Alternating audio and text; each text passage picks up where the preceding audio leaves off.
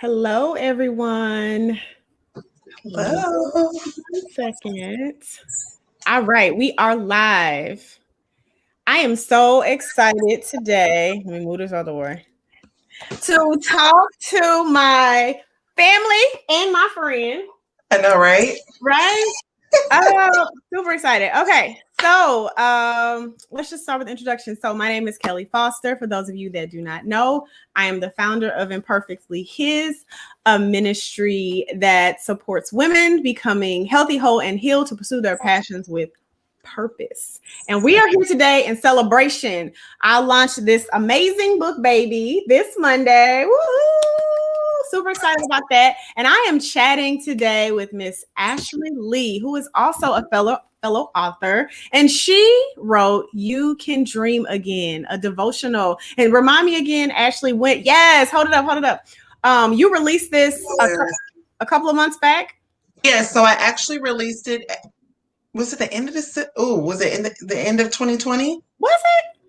I don't know. I can't remember. That's sad, isn't it? No, it's not. It's not. But yeah, it's still new. It's still a new baby. It's still a newborn. It It's still is a a new newborn. baby.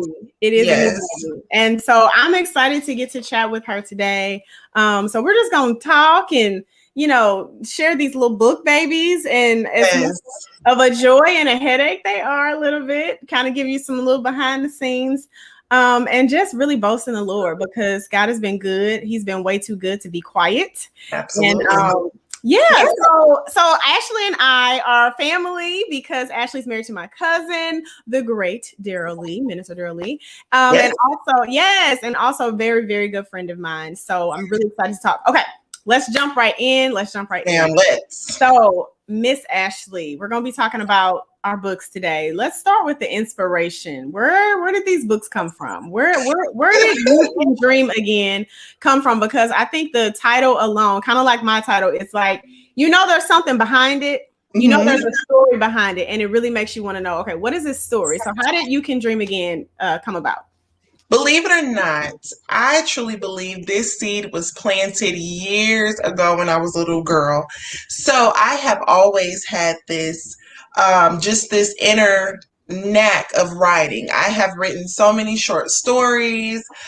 Just for in elementary school, I joined this writers club. So I have always enjoyed writing, and I was able to link up with Dr. Shirley Clark. She lives in Dallas, Texas, and she's a publisher. And she just let the Holy Spirit just minister to her, and she saw that inner author in me just in a brief conversation that we had. And she said, you know what? She calls me Lady Lee. She said, you know what, Lady Lee? I think you could write a book. I think, you could, because this is pandemic. So this is in the midst of the pandemic.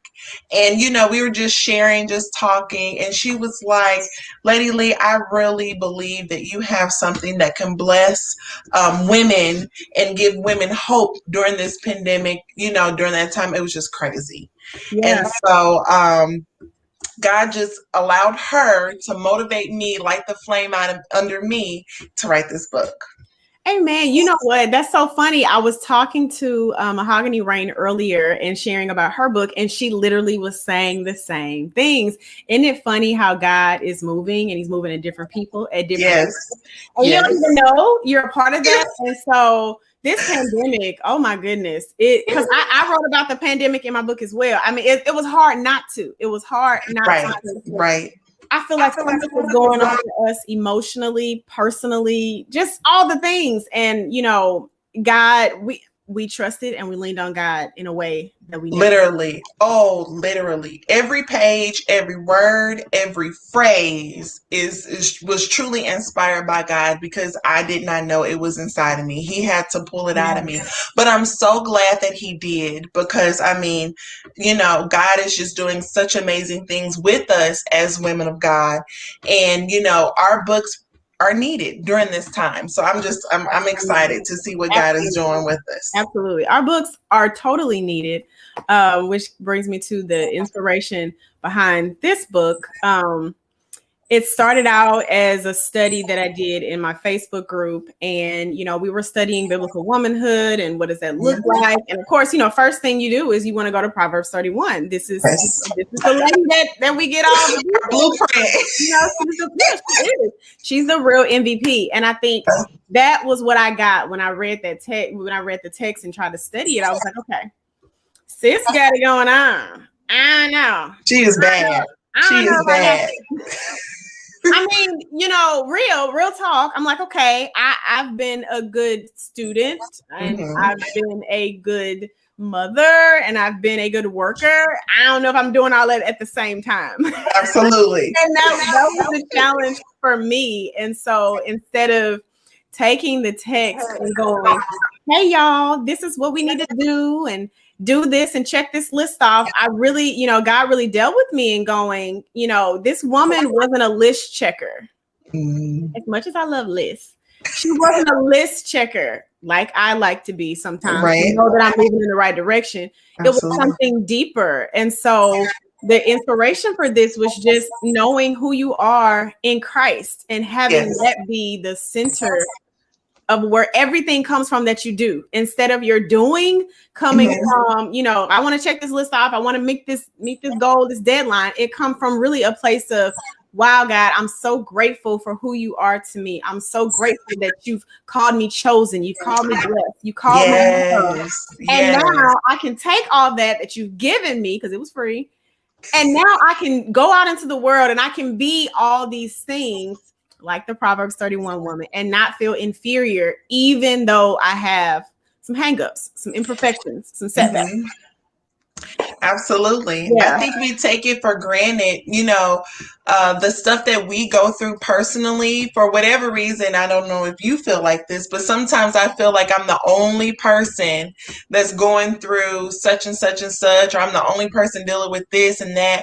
And it's like, no. It is so many people that are dealing with the same things. We all have some type of similarity in our insecurities, in our struggles, in, our obstacles. So we do have to be that, are you your brother's keeper? Are you your sister's keeper? We have to be that support. Yeah, that vessel, right? This Christian life, I mean, it's as amazing as it is.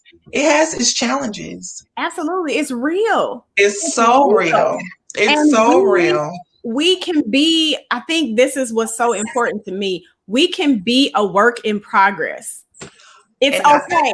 It is. It's okay. It's okay to start over.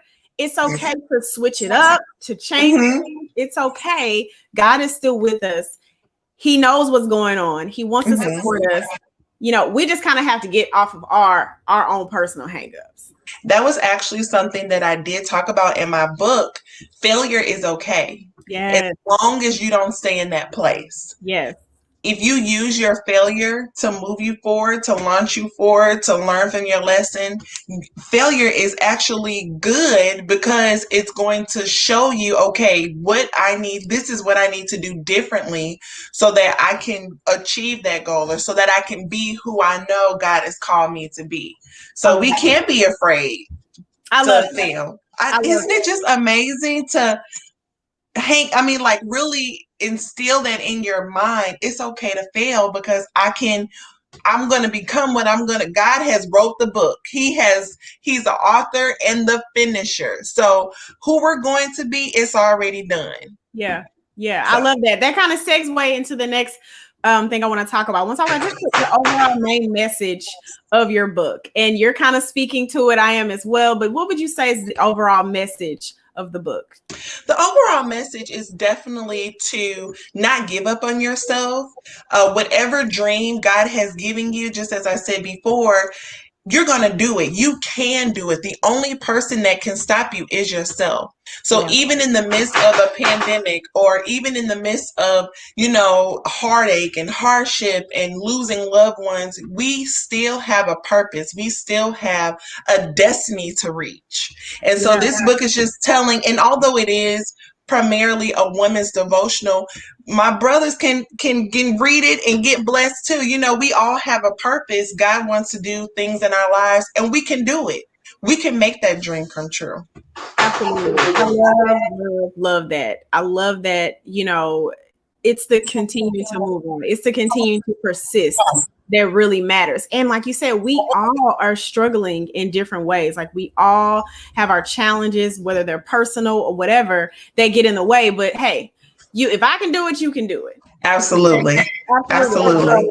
And what I would say is the main message of Dear Proverbs 31 Woman is simply don't. I'm all over the place with my main message. I think I said it in my main message last time, but it's all right. It's okay. What I said last time. But don't let your imperfections stop you from embracing who you are in Christ. Absolutely. When you know who you are, you know whose you are. You don't have to worry, like you said, about those little bitty, even huge, honestly, struggles that you might have, because God is working through you still. He can still work in you despite those things. What he wants from us more than anything is a willing heart. Absolutely. That's all he wants. It's a willing heart. You're willing to say, dang, I screwed up. God, I need you. Wait a minute. Hold on. Where you at? Get out of this without you. Could you please bail your girl out? I literally just said a prayer like that recently, and it's like, I don't feel bad about it at all. Not at all. No. I have to talk to God, or it doesn't make sense to me. I have to talk to him just like he's my flesh and bone dad. Okay, I know what you were. Okay, I know that you didn't say what you was going to say, but I knew what you were going to say, and I did it anyway. And I'm just going to say, I'm sorry that I shouldn't have done that, but now I learned. I got my little pinch on the wrist. I get it. Now let me move in this direction that I already knew I should have been in the first place. And he knows that too. Exactly. And he's a big enough God to where his feelings are not hurt by that. His feelings aren't hurt that you needed to stumble and fall first in order to figure it out. Just like our children, our kids. I was going to say that. All the ups and downs that our kids have to go through to get to the point where they understand the stove is hot or whatever it may be. So we're not afraid to allow them to go on that journey. We don't want them to go on that journey. We like, if I can spare you, please, listen to me. But I get it. Some people learn the hard way. Yes. And God's feelings are not hurt. If you got to learn the hard way. They're absolutely not. He knows his children, just like we know our kids. He knows his too. And I mean, he knows, he's all knowing. So he knows that sometimes we have to take that rough path to really fully appreciate where he is taking us. Some things you'll take for granted, prodigal son. Yes. If you just receive your inheritance, you blow it, or whatever it is you're seeking from the Lord. Sometimes you have to really earn that thing through sweat, blood, and tears to say, oh, God, this is amazing. Thank you. I appreciate you. And like you said, that's all he wants is a willing heart. And for us to say, Lord, I'm depending on you to get me to that place. Yeah. That's good. That's good. Yes. So anybody that's written anything before, especially something so close and spiritual to your heart, that it's for you first, right? The message is for you. Yes. So this is personal. I want to know, and I want to talk about, how has your relationship with Christ been impacted by your writing this book and releasing this book? I mean, when you say was it cliche, Jesus is my best friend, or that's my homeboy, Jesus is my homeboy or something? Like literally my relationship has just become that more close to him, because in writing this book, I mean, I started and I was like, I don't know. I knew it was in me. It's just like, I don't know where to start. I don't know what to say. I got the title, but okay, what comes next? Because I got to write a whole book behind that cover. Right. But, I just relied on him. During this time, Dr. Clark and I knew the whole principle of soaking, but I really didn't fully understand how it could enhance my relationship. I mean, I'm the type of person, when I'm in worship, I'm stomping and singing and hollering and jumping and all this theatrical or, just live. I'm just live. Yeah. But the stillness of playing soft music, getting in his presence, just allowing him to minister to me. That is something that just definitely increased in writing this book, and just relying on him to just really minister to my spirit. Yeah. So it's been amazing. I'm just I so love thankful. that I don't know if I really quite heard it like that. Soaking. I like that Oh, because yeah. it's like a sponge, and God's love, his goodness is overflowing. And so we just kind of sit in it sometimes and just soak it up. Yes. Oh, that's good. I love that. Yes. I love that. So in writing this book, it took me, honestly, at this point, it's 6 years since the original idea and I began writing it. And I honestly, it probably was never going to happen. It literally was never going to happen. It's been a dream of mine to write. I started blogging years ago, and that's where this came from. And then I got to a place where I was like, you know what? This probably ain't even gonna happen.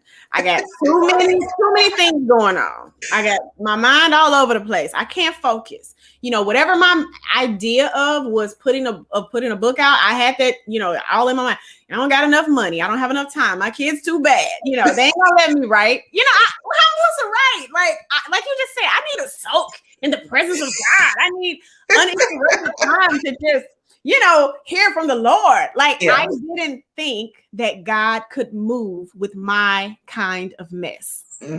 I literally didn't think he could. And so that's what's been so sort of life-changing about how this book has impacted me, because he's shown me in the writing that I don't need your perfection, first of all. No. This filthy rag. Like, Jesus go off on me. I don't know about you. He goes off on me. He's like, you don't do anything, honey. He talks to me in the same way. Yeah, he talks to me in the same way. Seriously. And he had to get it together. He said, you don't do one good thing. Don't get it twisted. Just because I've allowed you to experience goodness and I've allowed fruit to come from you, don't think it's you. It's me. So what you need me for, just like Moses, I can't speak. I was Moses. I was like, I can't speak. I don't know. Came up with a list of excuses. A list of excuses, but the God of the universe, who is literally holding the cosmos together right now, can't work around that. And he did. And so he blew me away.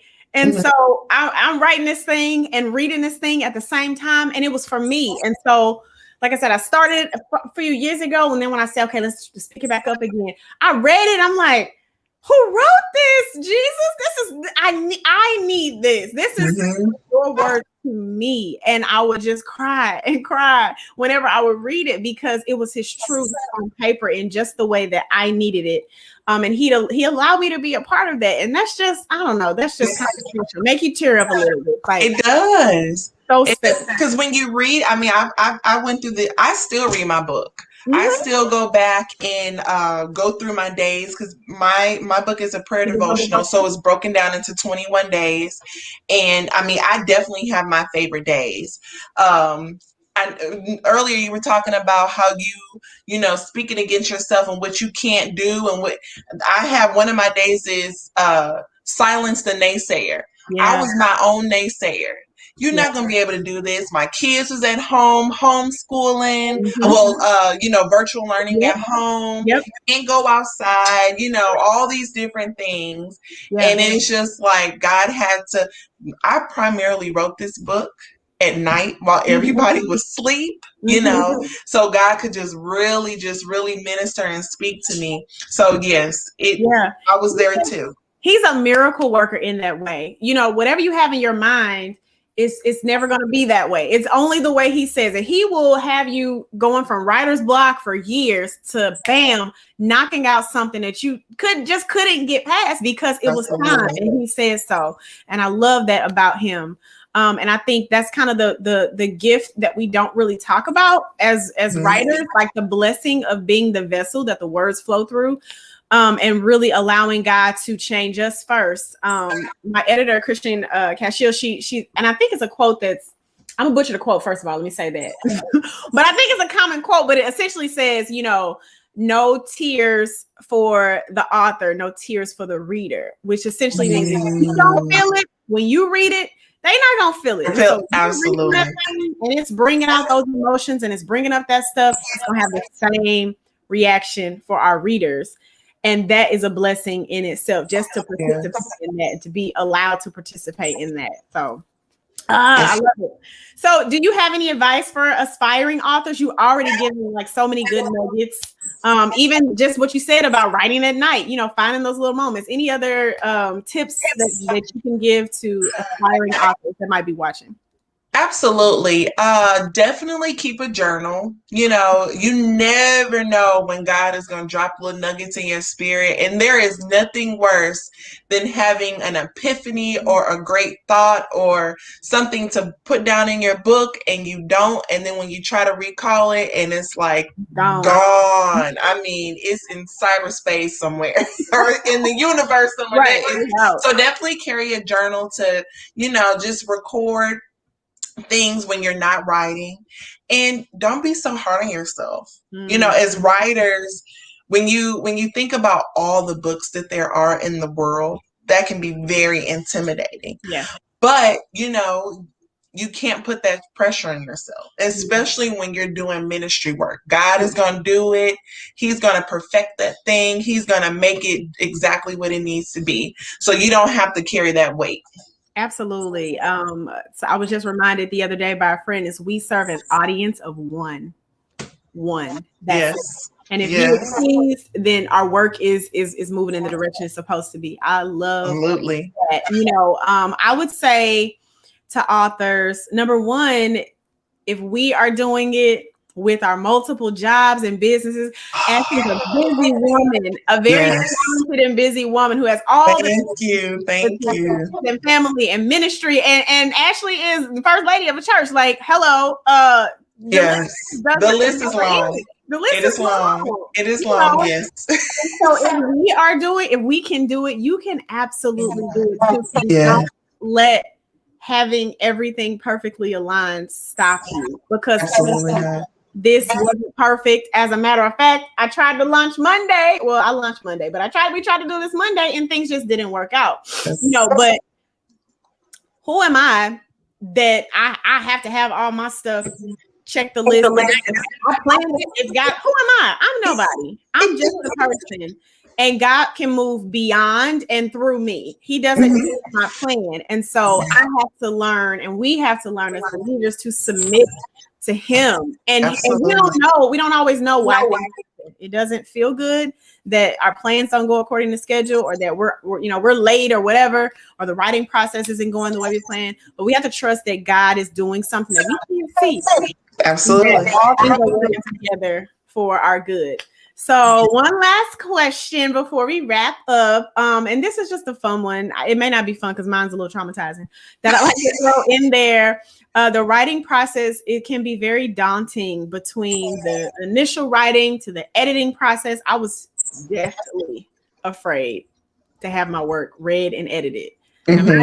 Like you said, I've been writing, having other people read my writing, but there was something about I'm going to put a book out. And I was like, I just didn't want to. And so I again, it's a daunting process, and things happen during the process. Lots of bloopers, funny stories, imperfect moments. And so do you have any funny stories or imperfect moments about your writing process, whether it was writing, editing, publishing, marketing, that happened that no one would know about but you? Maybe it was a page in your book that had some little mark and you're like, ugh, any well, I don't know if I have. See, maybe I did, but just I compartmentalized, so I may have kind of like etched that out of my mind. Yeah. But you would not believe that I wrote this book in maybe like 3 weeks. Really? I wrote this book in 3. I wrote this book in 3 weeks, and I was stressed. I was so stressed out in writing this book, just because I was trying to meet a certain deadline with my publisher. I procrastinated and waited a lot longer than I should have to get started. This process, me deciding to go ahead and write the book, actually started in July. Okay. So I didn't really start writing until October.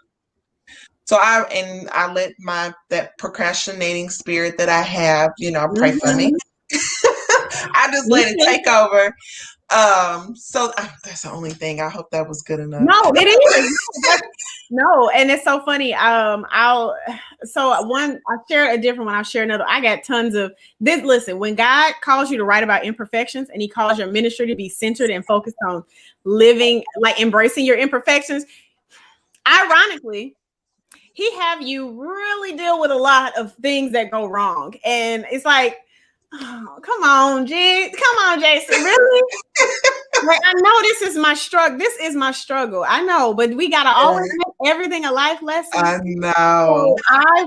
So what happened? What had happened was this. It was funny. You know, God must have been moving in the spirit realm in December 2020, because that's when I got that. No, it's now. Now is the time. And like I told you, this book had been sitting on my Google Drive for years, and I had just got finished reading another book that just, I don't even know the name of it at this point. It just wrecked me. And I don't know that the book was so profound. It's just what I needed in that moment. I think it's called Unstuck. I don't remember who the author is, but it was called Unstuck. And she was just talking about being stuck and not feeling like you can move forward. And it just wrecked me. And I had the book finished up into about the last couple chapters. And so my good friend of mine, who's my editor, she works for Dynamic Image Publishing. She's the founder of that. We had been working together and talking about this book. And I'm like, yeah, girl, I'm gonna do this book. And she's like, okay, like, I'm ready for you. And I'm just feeling bad the whole time. Like, it's coming. I ain't picked it up a day. I haven't picked none of it up. And I finished reading that book and I was like, email. I get out, I send an email. I say, Christian, put me on the schedule. I'm booking for your editorial services for this. They didn't even have a book. I didn't have a book. No. She was like, okay, pay for it, process. And I was like, I don't got no book. I got no book. Really? She was like, all right, go ahead, send me the link and we'll share the. And I was like, oh, dang, okay. So yeah, I was totally on faith. And I promise you, I do that a lot in my life. I'll just jump because I'll get afraid and I'll, talk myself out of it. But it was the best leap I could take because at that point I was accountable. I paid my money. She waiting on the book to turn in. Yes. And literally similar to what you said, which is why I said I totally believe it. I finished the book, the remaining chapters that I had, in a weekend. A weekend. And it blew me away. It blew me away because it wasn't me. And I was like, what?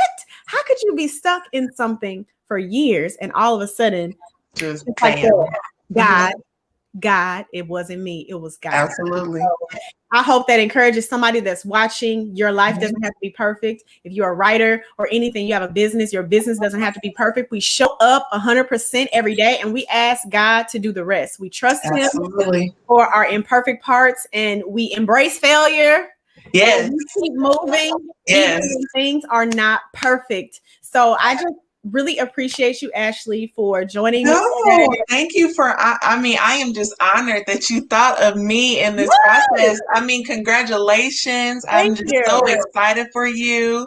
We've always been on the same wavelength anyway, just in our lives. So this is just awesome that we have this to share as well. It really is. It's a blessing to have it to share. And as I was thinking about people, I was like, I got to get Ashley. I was like, it's got to happen. Yes. And so I'm glad we were able to work out schedules and be flexible with all that. So I really, really appreciate you. I am going to, I was going to post the links here. I will post them afterwards. I'm going to post the links to purchase You Can Dream Again. And I'm also going to post the links to for the purchase of Dear Proverbs 31:1. Stop making me look bad. And I love it. I love it. I just want to thank everybody for joining us today and go ahead and grab those books. Do not miss out on this opportunity. You don't want to. Hear what God is saying in this season. He has a word for us. All right. Well, I hope you have a blessed rest of your evening. And I will see you soon. Thank you. Thank you.